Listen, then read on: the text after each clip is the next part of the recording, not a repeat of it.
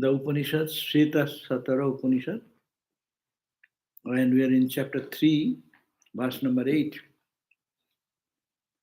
So, as I said, these are the verses for beautiful verses for focusing the mind and meditating on the idea. As we said that where is that Brahman? He is all the eyes, he sees through all the eyes. Visvato Chakshu. Chakshu means eyes. Whatever the eyes, every eye is his eyes. Millions of hands, it is his hand. He works through millions of feet, walks. It is he only, it is nothing but that. So, that one absolute, that is the reality. Today we are saying, reading that verse number 8, which says, it is not a theoretical knowledge, but it is, I have realized that. The assertion, the sage, the rishi, the seer of this truth of who has pronounced this Upanishad, he openly declares in a bold language and a very powerful language, which says that Vedahametam Purusham Mahantam. Veda, I have known, I have realized that Brahman I am talking about, who permeates everywhere, who is in every creation, which is moving, non-moving, in form and formless. Whatever concept you think, everything is permeated by that one absolute non-dual reality. And I have realized that. This I coming down, he is declaring, I have realized that and I am telling you. Mahantam, that grand conscious entity, Purusham Mahantam. Purusham is the man, normally it is said, but it is the consciousness.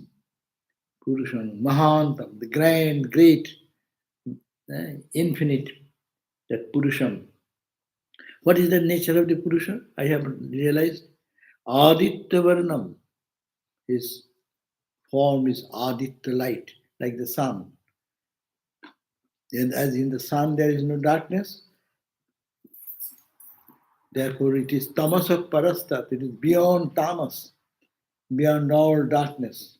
I have seen that Aditya Varnam, that effulgent like the sun, that light. I have experienced that light. And tam evo viditva, only experiencing that. Here viditva means knowing. The normal meaning will be meaning, knowing. We are knowing. Reading this book, we are knowing through our intellect. But this is useless. It has no concept. It is just creating some immature imagination. But he said, I have done. Tameva viditva here means experiencing. Every pore of the body will say, it is that, it is that, it is that. Thrill will come, the joy of that cosmic conscious entity which is full of bliss will be felt in every pore of the body. Pratibodha viditam matam. Pratibodham means every breath you will feel that. Every sight seeing you will feel that. Every sound you are hearing, touching, everywhere you will feel. There is that realization. That is called realization. It is a thrilling experience and it is absorbing experience. It is the light like that of the sun. It is beyond all darkness. The Rishi is describing to us what is that reality, what he has experienced. And he's openly saying, I have realized this. And then he concludes, Tam eva viditva. You know thousands of things in the world, material world. It is meaningless. You'll have to be coming back and forth, back and again and again in the rounds of birth and death. No escape. When you finish one desire, another desire will come. Okay, finish that desire, another desire is there. Infinite number of desires, infinite number of objects of the senses. All the five senses are all having infinite sources to be pulled outside.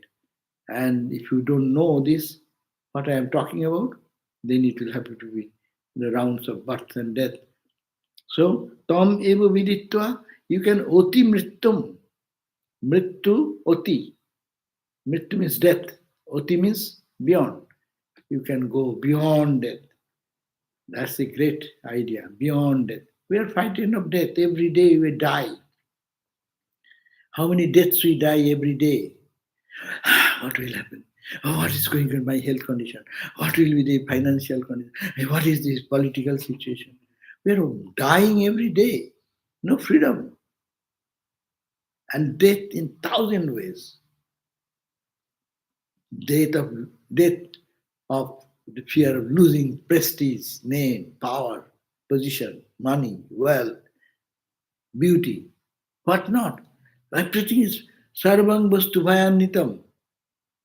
Everything is connected with bhaya. Bhaya means fear. Only vairagam eva bhayam. If one can adapt that idea of vairagam means detachment. I don't care for anything. I care for only one reality. Who am I? Or what is the reality? Truth. Then one is freed from. That's why here he says, Tameva viditva oti mrittum. He crosses the mrittu, death. Eti means attains to that state, beyond death. There is a state, and I have experienced that death, and this is the way to reach that. Mitrimeti, nanna pantha. You take varied ways of finding joy, eternal joy, through whatever procedure, how much science, how much technology, how much thing, you get it. You cannot cross, overcome death. Death is hunting. Everything is holding. Tucked here, the Jama Devata, the god of death is holding. Hey, I am here. Every day, it is threatening us. And we are subject to that threat. And we are crying and weeping. And here is a man, he says, I have seen, I have realized that truth, which is beyond all darkness, which is of the nature of effulgence and light and joy, bliss, eternal. And all beyond all ignorance, darkness, misconception, fear, or doubts, confusions. So this is the eighth verse. So it is better to, that's why if you can really, if you like English translation always, or any language, anything we translate into any other thing, that emotion, how much is given, still it lacks that. So when you read the language in its own, then it gives a very strength, because this has been experienced by the sage Shwetashwatara, and also followed by the lineage, thousands of years. How many people have experienced the same truth? And the chanting these verses thrills the whole body. That is the beauty of Upanishads. Not that all the Upanishad mantras we need, but selected few mantras that can give us tremendous energy and tremendous force when we are in deep man. In Belur Math, Swami Vivekananda went back, and Swami Shuddhananda said, he was walking like a lion, and suddenly he will quote the verse, Natatro Surjo Bhati, and the whole atmosphere will be charged. It means no tatra, not there, there. That means that truth, in that truth. Surjo, the sun does not shine there. It is like a lamp, zero watt lamp. No? In the front of the sun, what is the significance of 100 volt watt light? No. Similarly, na tattva surjo bhati, no chandra, no tarakam, that the sun does not shine, neither the stars, neither the moon. No? Tamivo bhantam, he is shining in that state. He is shining, everything shines. Tamivo bhantam anubhati sarvam, tasya bhasha, he is shining, sarvamidam vibhati. Everything is shining, everything is moving, everything becomes vibrant because of that reality. And he used to say, Swami Shuddhananda with memories, he said, the whole atmosphere will be charged in that spirit. Because he actually the experience himself. So when he says that, that experience is, he's saturated with that experience, and that entire environment is just given a boosting and lift to that. So this verse is one of such verse, that Vedahametam Purusham Mahantam Aditya Varnam Tamasa Parastat Tameva Viditva Utimritumeti Nana Pantha Viddate Ayanaya. And there is no other way to overcome death, overcome our frustration and fear and anxieties and worries. There is no other way, only knowing that reality.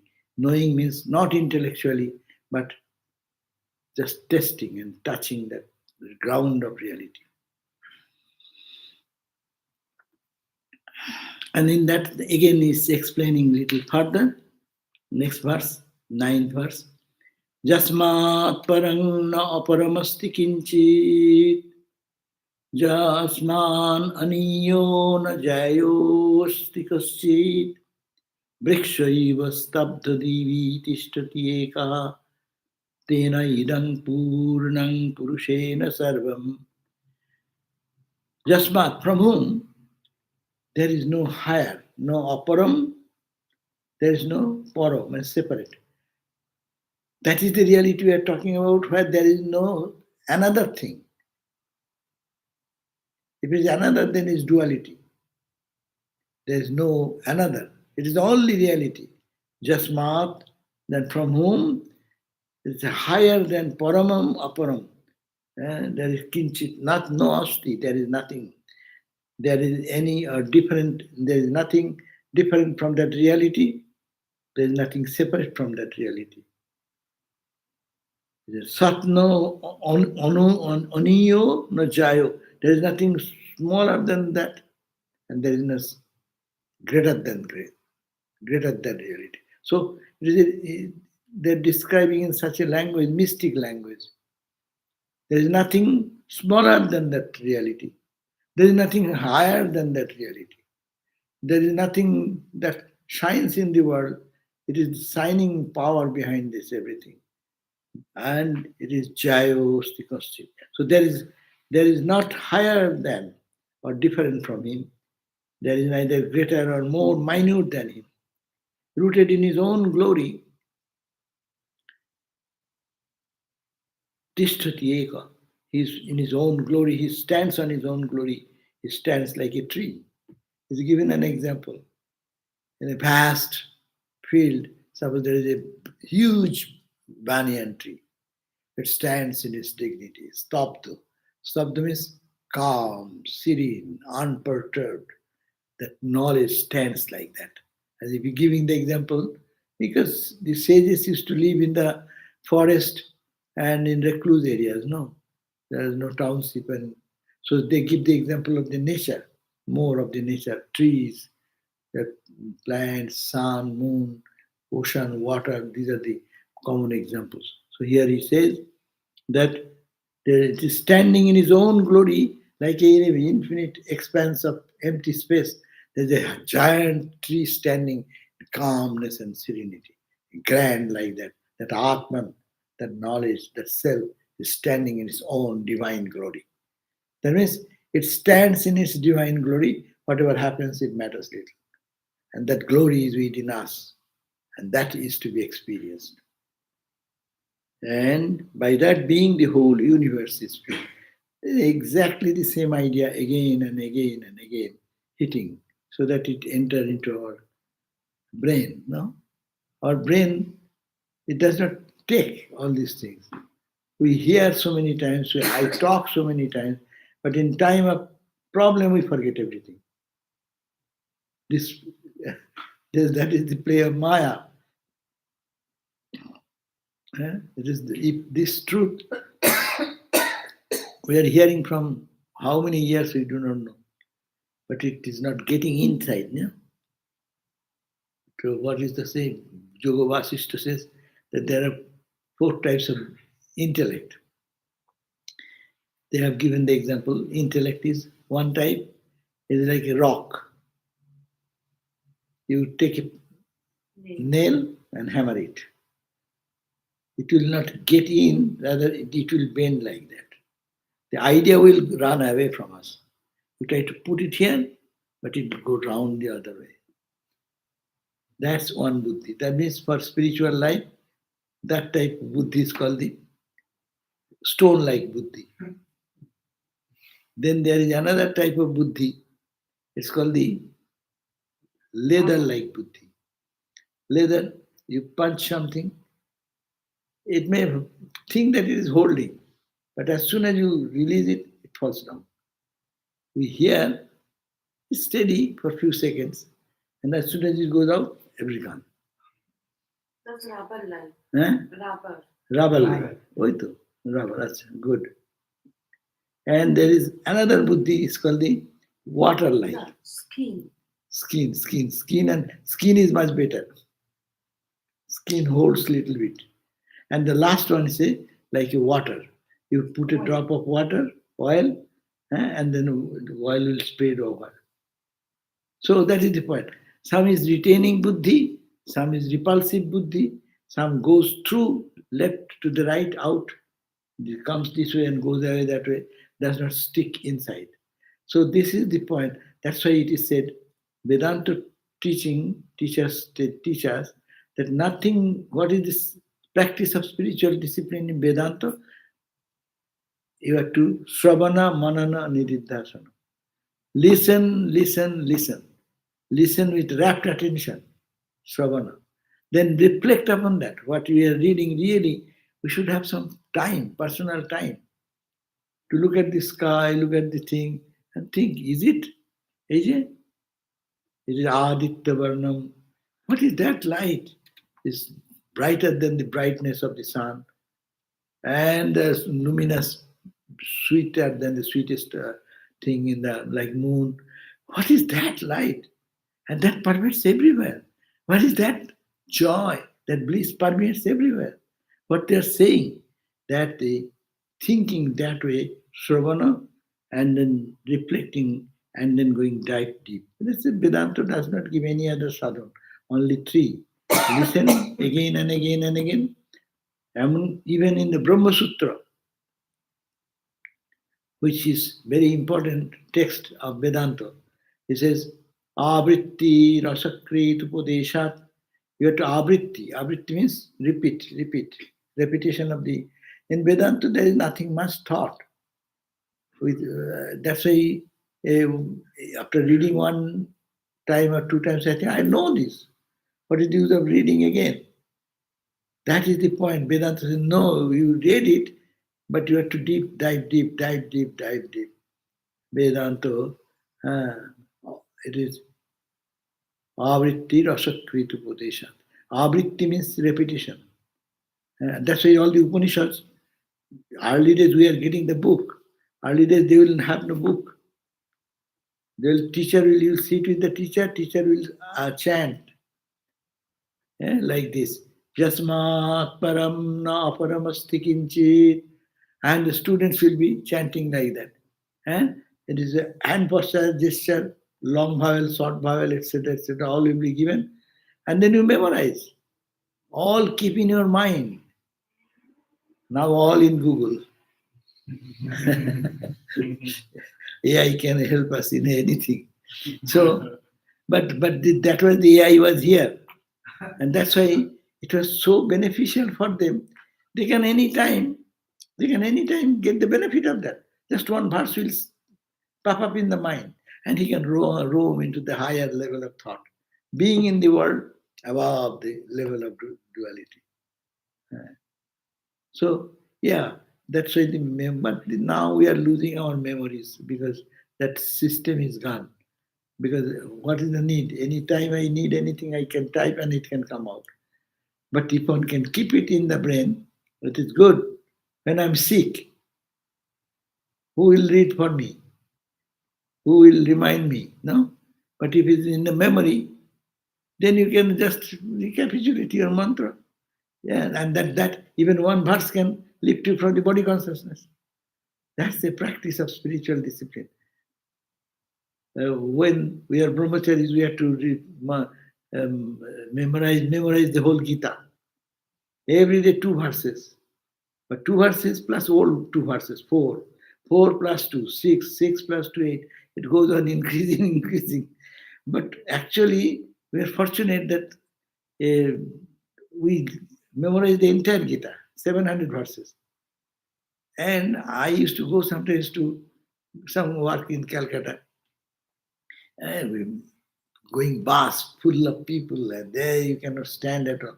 But you remember one chapter, just chant it and know the meaning, and you see that you are already reached Belur to Howrah station. That is best utilization of the time. So you are in the bus, but your mind is in another place. That is a good practice. The Upanishad. That's why you call it Shruti. Shruti means hearing, listening from the teacher as they pronounce. That's why the tradition, it keeps its beauty that you cannot change even happy later. Like music, no? If you don't keep in the tune, it will music out of note, out of tune, no? So it is not a music then. People will understand you are feeling something. So here also, if exactly where how used to be pronounced as other word meaning will be distorted. So anyhow, so this is the way this verse 7 and 8 verse 9 verse says that there is neither higher than that reality or different from that reality. Neither there is something greater or there is something minute than it. Rooted in his own glory, that Atman stands like a tree, one without a second and immovable. By that being, the whole universe is filled. This whole universe is saturated with that. Thakur gave the example saturated. He gave the example of how Vedantic meditation, no? He said, think of a jar, earthen jar, pitcher, put under the water, ocean. Outside water, inside is water, and also interspersed with the water in the wall of the pitcher. So it is only water. And break that pitcher, then it is in and out goes away. Even in and out, it is only water, and saturated with water. And if you can break that ego pot, then it is water and water only. So these are good meditation also. We can make out of these points some good introspection. That is called manana. That is repetition of your reflection and then deep contemplation. Then the 10th verse says, Tato jaduttara tadarupam manamayam yetad viduhu amritaste bhavanti atitare dukhameva upijanti. Again he's saying, Tato jad uttara. Tato, and then uttara means far higher and higher and higher. As you go, tat arupam, that reality which has no rupa. Rupa means form, beyond any limitation of name. Anamayam, free from all misery, all suffering. Je etat vidu, one who knows this reality. Te amrita bhavanti, they become amrita. Immortal, they become immortal. Although, and those people, itare mean others, dukkham evo pijanti. Those who don't want care for this knowledge and wisdom, they go from suffering to suffering to suffering, cycle of suffering. Buddha says, all is suffering. Dukkham, sarvam dukkham. This world, what you look at, it is a coating, some superficial coating of some bright thing, and you just wash it out and see the black dark things comes out.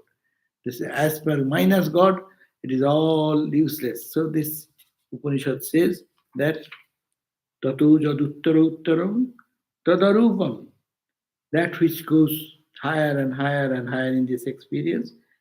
That is the nameless absolute, free from all disease and death. Etad Bidu, those who know this reality as birthless, as deathless, as finer than the finest, it is beyond without any name and form, beyond all sufferings and pain. That person, Amritaha Te Bhavanti, they become immortal, they become eternal. And those who don't, they come in the cycle of suffering to suffering, one suffering to another suffering.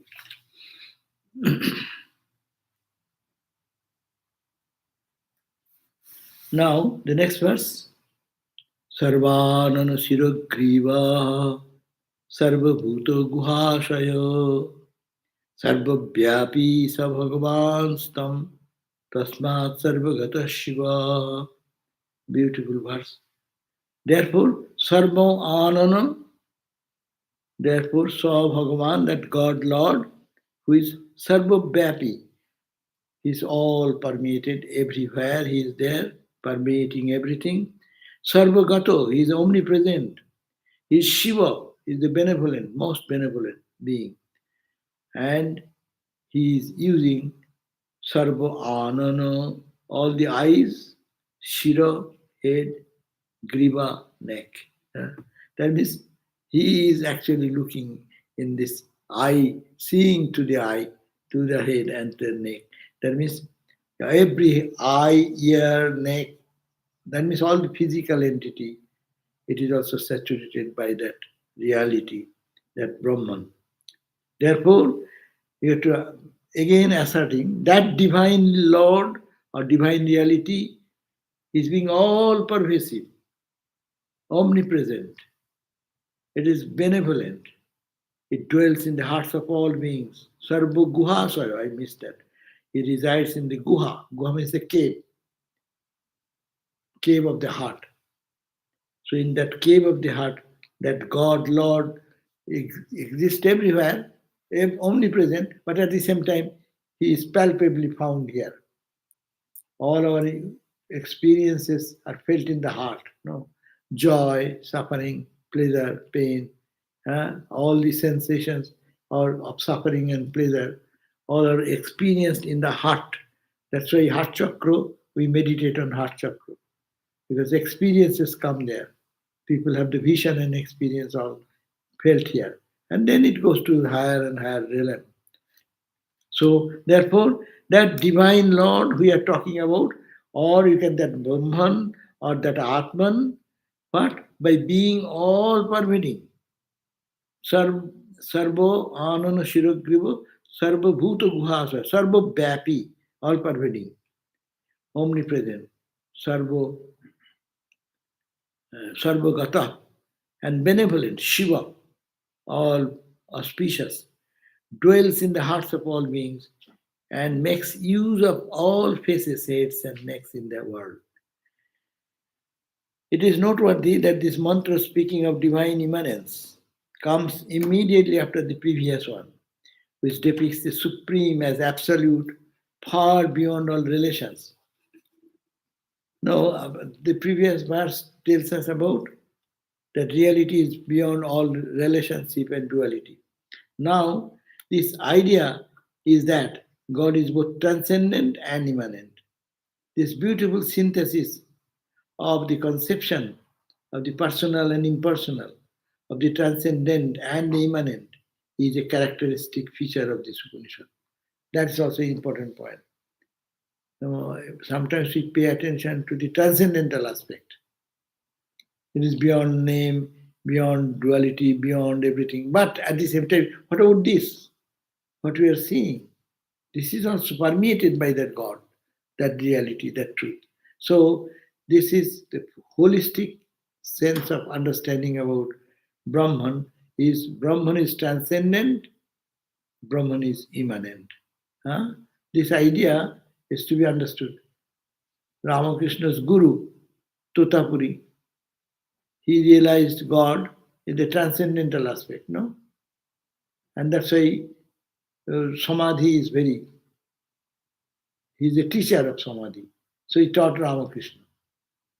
But he is not accepting the relative world, this world, of transactional world, where suffering, pleasure, pain. Who suffers? It is the same reality, appearing to suffer. But he does not believe that. It is as if that is the reality, this is something Maya or something. And then what happened? When his stomach pain started and he wanted to just to kill himself or commit, drown into the Ganga water, that is rule. A Brahmajnani can give up the body in any way. It matters little because he has done the purpose of life. So he wanted to into the water, the Ganga water, and he could not find any water sufficient to drown himself. He went to the other bank. And then he's surprised what happened.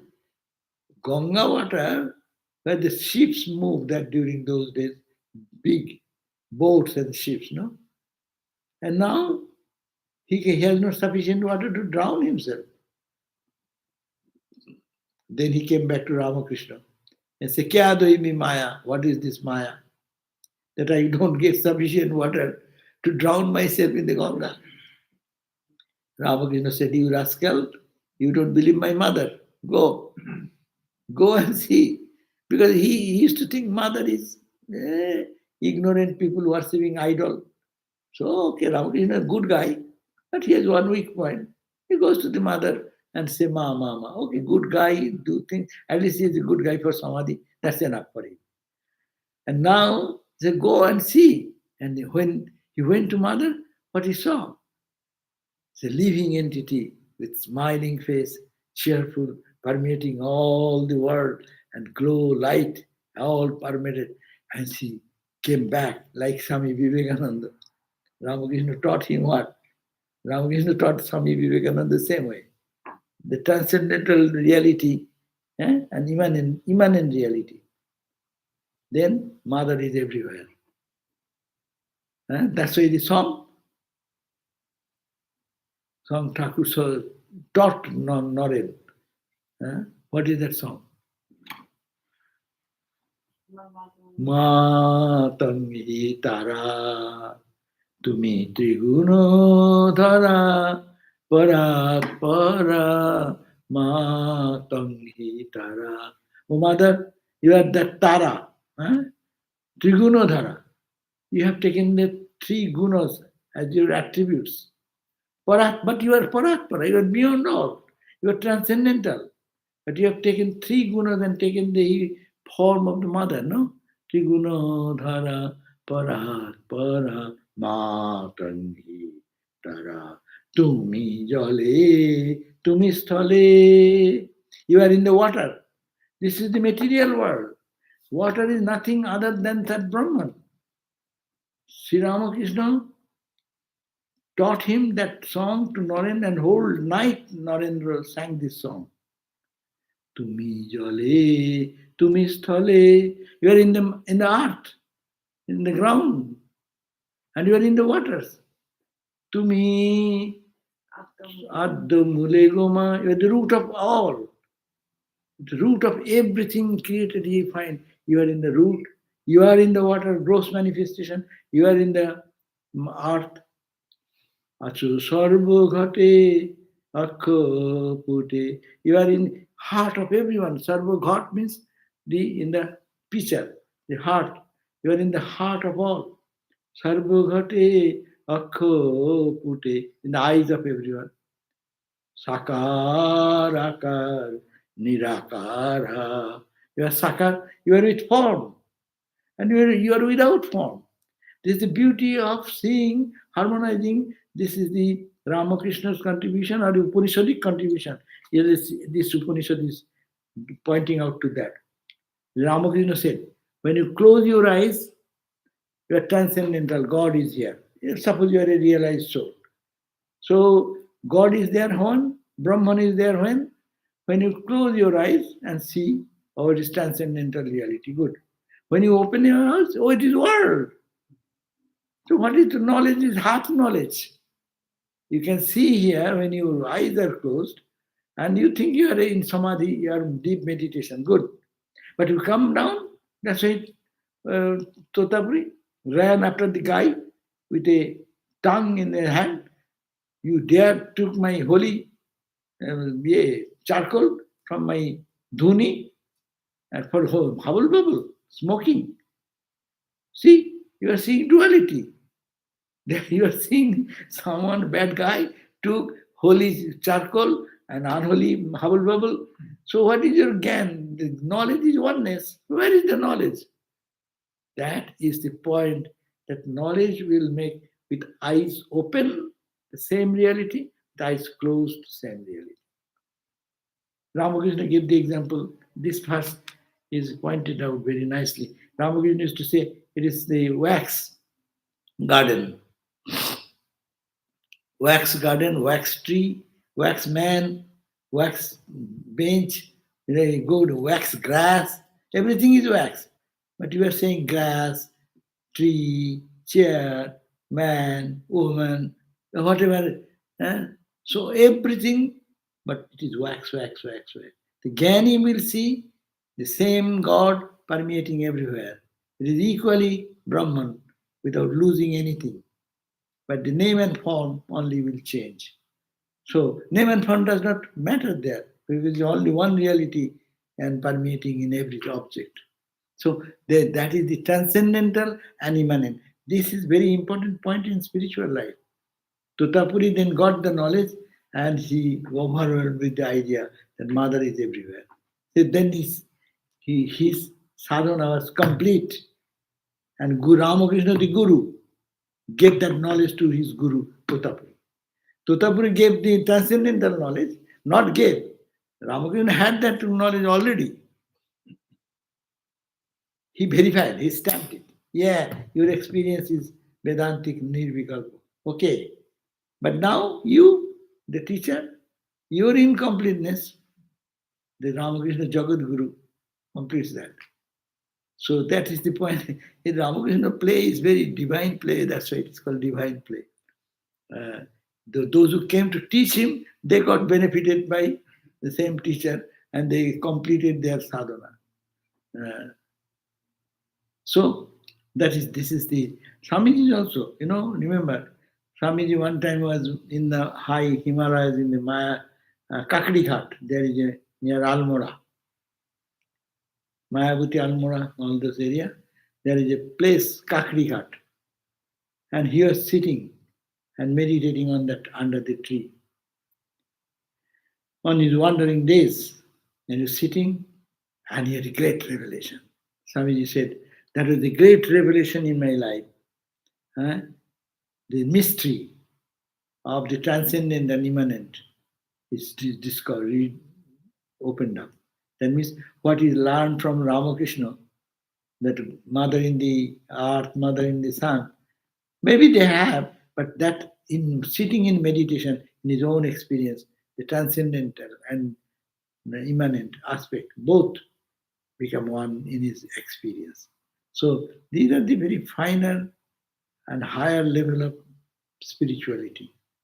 That's why this Swami has said that the noteworthy that this mantra speaking of divine immanence comes immediately after the previous one, which depicts the supreme as the absolute, no connection with the world.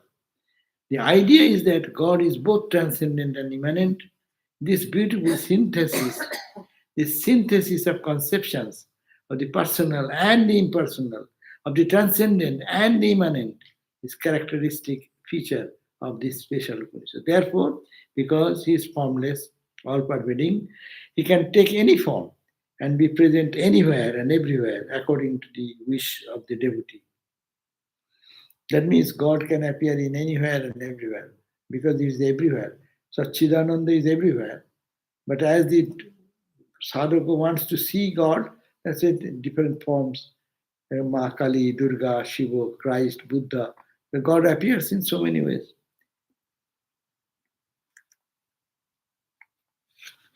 Mahan Prabhurvai Purusha, 12th verse. Sattasaiva sar pravartaka sunirmalam imam praptim ishano jyotirabhaya Purusha, that this self is indeed the mighty Lord. This self we are talking about, it is the mighty Lord. He is the imperishable light that controls everything. That is the light, imperishable. Imperishable means anything created is perishable, but it is the absolute eternal light. So there is no support is needed for that. He is a self-luminous light. It is Atman, shines in his own glory. Everything, see, I am reading because of this light, or I am seeing you because of that light. But that light, Atma, light of the Atman, is self sufficient for itself.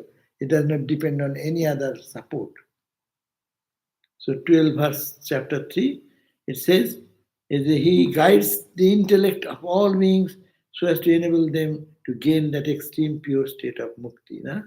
Sunirmalam imam praptim. So it is by, here also devotion is very much appreciated. The self indeed is mighty Lord, is talking in the language of duality as it were, mighty Lord, and he is the imperishable. That Lord is the imperishable Satchidananda, and that controls everything. And that reality guides the intellect of all beings. Why? So as to enable them to gain the extremely pure state. So, Sano, in other places it is said that Sano Buddha Suvaya Sanjunaktu. O Lord, please guide our intellect towards that truth. And it is the grace of the Lord that He does this. So the transcendental God becomes the personal God. Personal God guides our intellect towards the truth.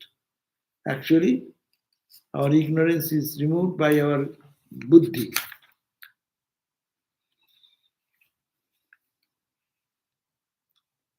Now, how this Atman can be fixed, experienced in our daily sadhana, that is the 13th verse says, that Angushtamatro Purusho Antaratma Sada Jananang Hridaya Sannivishta Hrida Manisha Manusha Viklipta Jayetad Vidu Amritaste Bhavanti Angushtamatro Hrida, by the heart or feeling, Manisha by the buddhi, Manasha, imagination of the mind and will. So you can find that reality in your heart. Here it is saying, assuming a form of the size of a thumb. Our heart size is like a thumb. By virtue of using your intellect, your emotion, imagination, and will, the infinite being dwells in the hearts of creatures as their inner self. So you can see where we find God. That's the point. We can find God everywhere, but for spiritual life, we start in the heart. That's why our meditation, our instruction are there. Think in the heart. So he says that assuming a form as if God is palpably present in the heart. So you think it has taken the shape of the thumb of your heart, and virtue of now in by using your intellect, your emotions, and your all imaginations, etc., willpower, etc., the infinite being who is infinite think that that infinite being has concentrated and taken a shape and size in your heart. That is, see how Advaita Vedantic thought coming to our daily sadhana, meditation. We always try to think of our Ishtam, na? Ramakrishna, Buddha, Christ, whoever may be, Kali, Durga, no? But what is that? It is the consummation, it is the condensed form of the infinite consciousness in the heart and taking the shape of heart. He is shining there. So we start from there with our mind focusing there and understanding that it is only that reality to be felt palpably here. As Ramakrishna gave the example that the governor may be everywhere in his state, but governor can be found in governor house mostly. So this is the governor house of God. So to start meditation here is the suggested form of Vedantic, Upanishadic thought. There are other thoughts also. People start thinking here. That is maybe few for very special people it is appropriate, but most of the people make a mistake by jumping into another level rather than starting it here.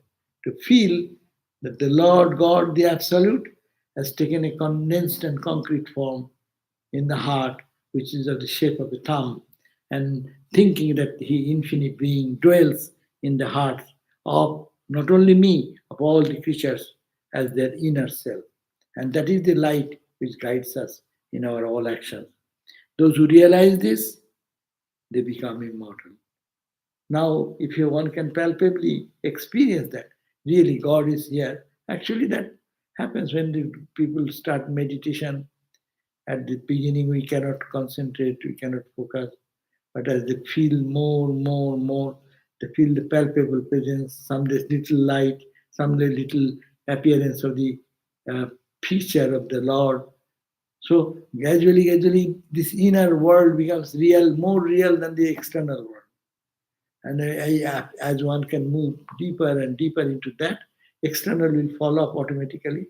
And then when this experience will come, every breath, everything is going on because of that consciousness. And that will be the experience.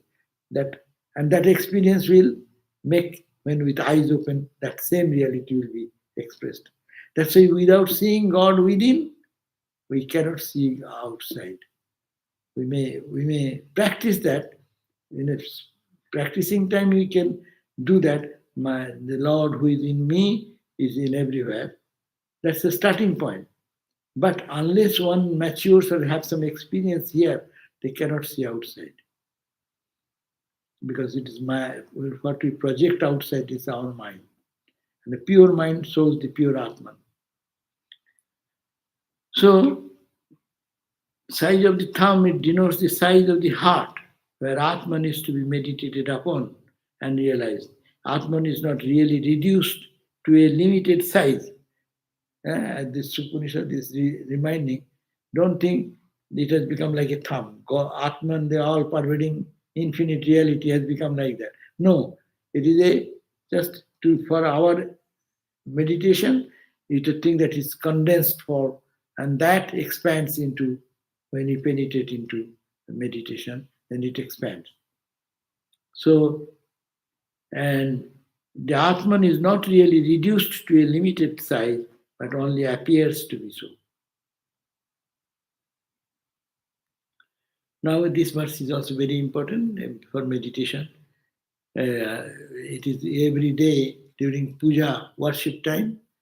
Our worship is all Vedanta. People don't understand that. Every day they pour water when bathing time. They utter this mantra. Sahasra Sirsha Purusha Sahasraksha Sahasrapat Sabhuming Vishatu Vritya Attatishta Dasangulam.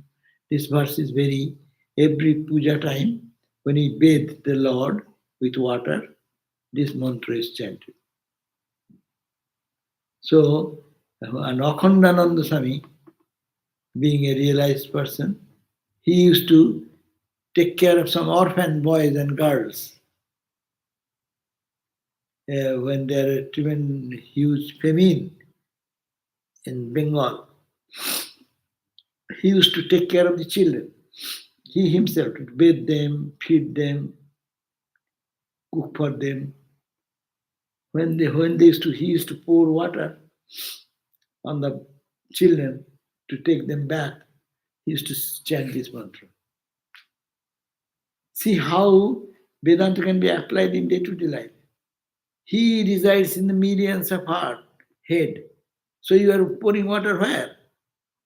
In a concrete form, it is in the head of the child, but it is the Lord God. So serving a homeless child or orphan child, he is thinking of the absolute God because of the experience in that. When I read that first, it was very thrilling. I was astounded. Oh my God. And every day during worship time, every pujari does this mantra. when they're putting the Lord to take a bath, pouring water, this mantra. That Sahasra Sisha Purusha, that infinite being, has 1,000 heads. 1,000 means millions, innumerable. 1,000 does not mean 1,000. Thousands of heads, 1,000 eyes, and 1,000 feet, enveloping the whole universe on all sides. He exists beyond the 10 fingers. The 10 fingers means he is above, to indicate he is not here only, he is above, beyond that. 1,000 heads means reference to thousands of heads. Eyes, feet indicate that he is the real thinker, witness, worker behind individual brains, eyes, and organs of action, respectively. 10 fingers means the expression has several interpretations. Two interpretations are given here. One, he exists in the heart, which is 10 fingers beyond the navel, the heart chakra, 10 fingers above. That is one explanation. The ideal is that though he, the manifester of the cosmos, is so great, yet he is immanent in all and resides in the heart, in the self of man. Another explanation, though he has manifested himself as the cosmos, he exists beyond the 10 fingers. That means he transcends it.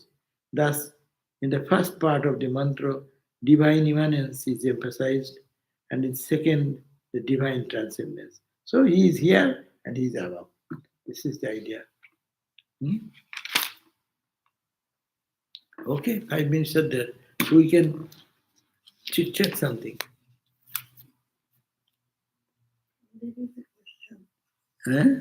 There is a question. Some question has come.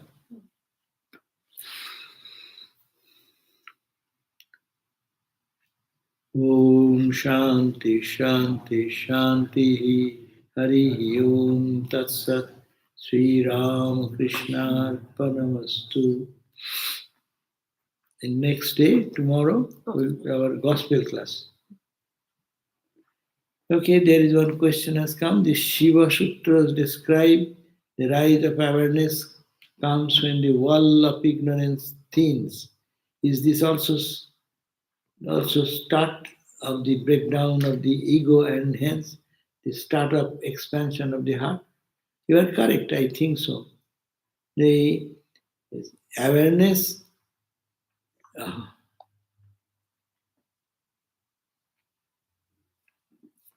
could hear. Itu dah tu. It is busy. I got it. It says that rise of awareness comes when the wall of ignorance thins. That's true. Our awareness of divine will happen when? Then the ignorance which is blocking that will be thinner and thinner and thinner. No?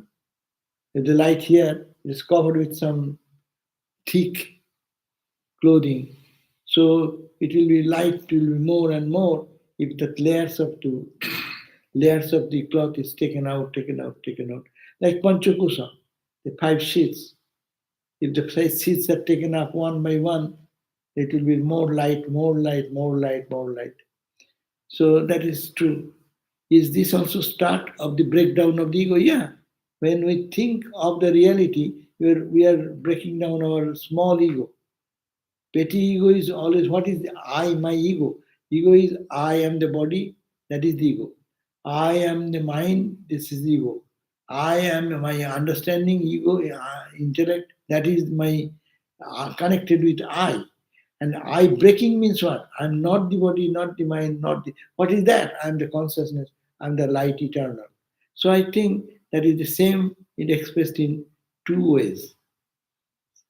Expansion of the and the start of an expansion. Yes, expansion starts when we break down our ego. That's why the practical suggestion has been given by Swamiji to break our ego means expand yourself. How do you expand yourself? In realistic life, think of others. Think of others, do good to others, feel for others. So much is going on in the world. We can be smiling, eating, sleeping on our own farm, but we can also feel for them. That's the expansion of the heart, and that's godliness. That is the breaking of our ego.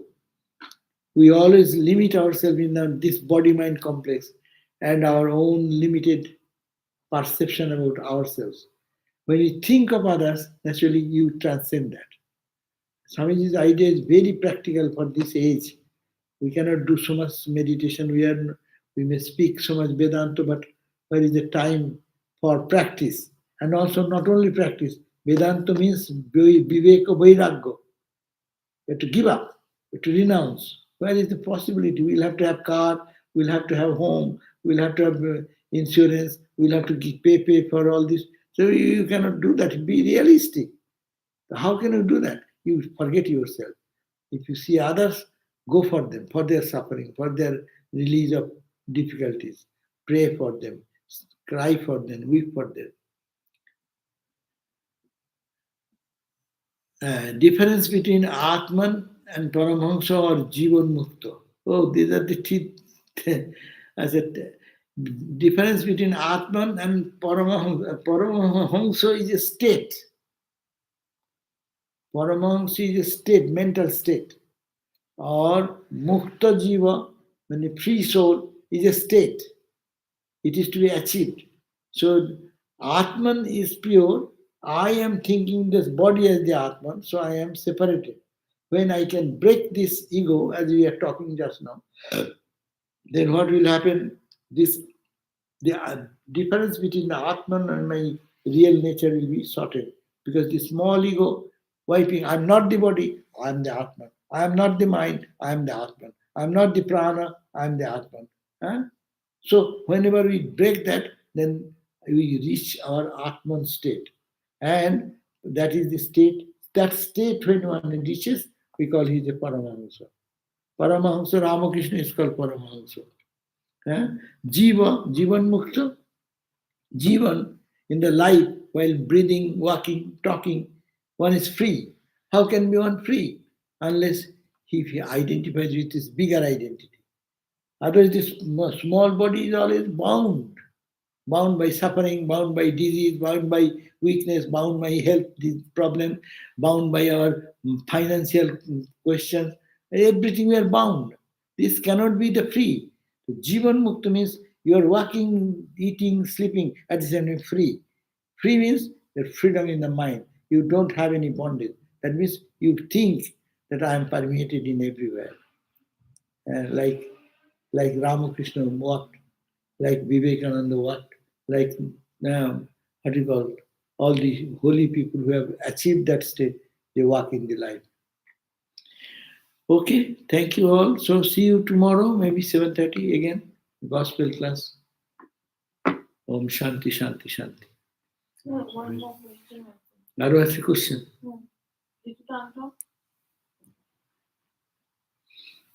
You don't see that? You have.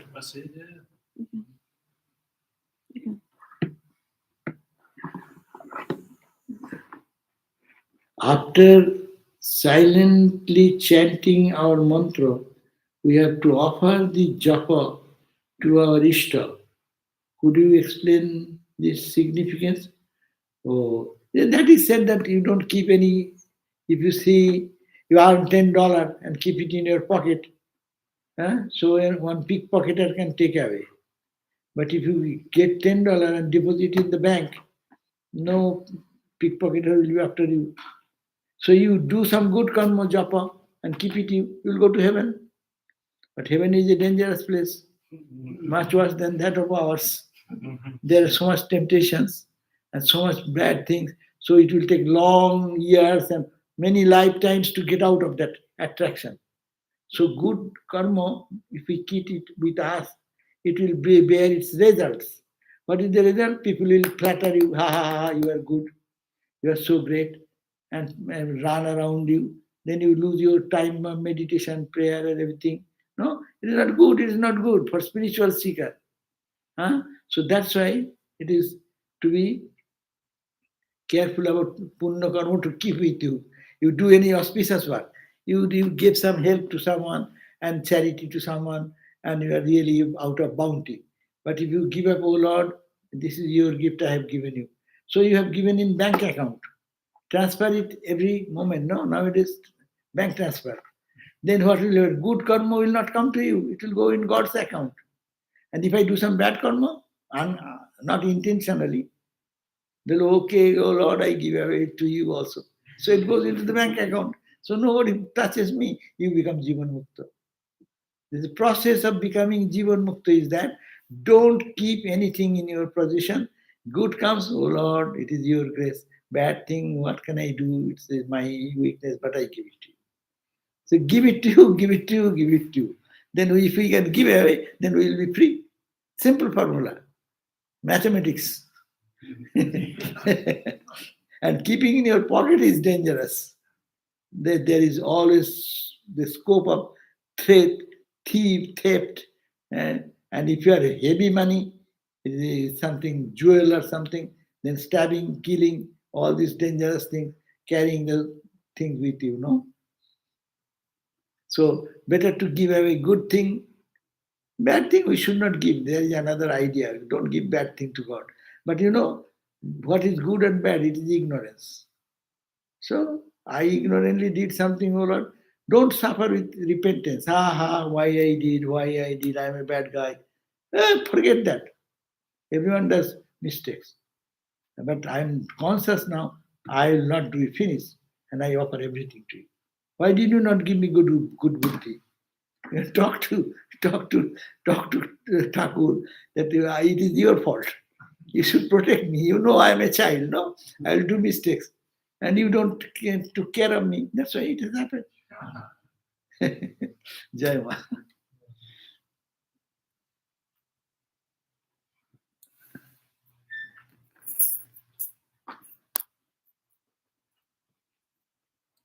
No.